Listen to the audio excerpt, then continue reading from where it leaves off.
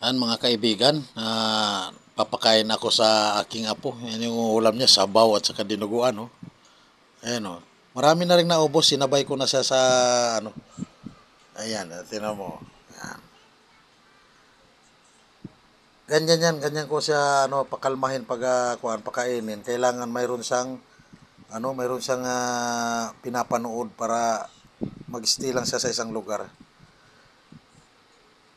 Kanya-kanyang ano lang tayo guys, paraan paano siya na hindi maglilikot. Yan, pero ano na yan, marami nang nakain yan.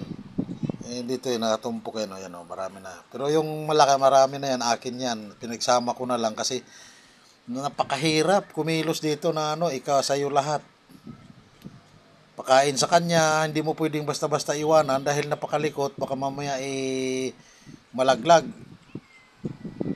Kaya nga yan, todo harang tayo diyan na mga kaibigan pag ganyan ganon ako napaka-protective pagdating sa apo.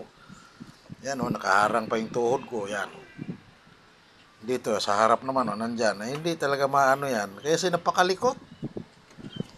Puwira usog, ganyang edad talagang di pwedeng ang mata mo mapalingon-lingon ka. Kaya salamat din sa na bigyan tayo ng apo na makulit, maganda, lablab ng papaluyan. Yan, tahimik na busog na yan. Pagkatapos nito, paliguan ko na naman. Mag-hi ka dali, mag-hi ka sa mami mo. Dali, ang mami niya nasa Laguna. Sabado pa ng madaling araw umalis yun. Kampante ang mga magulang kaya nandito man ang lolo't lola. Ganyan lang siya.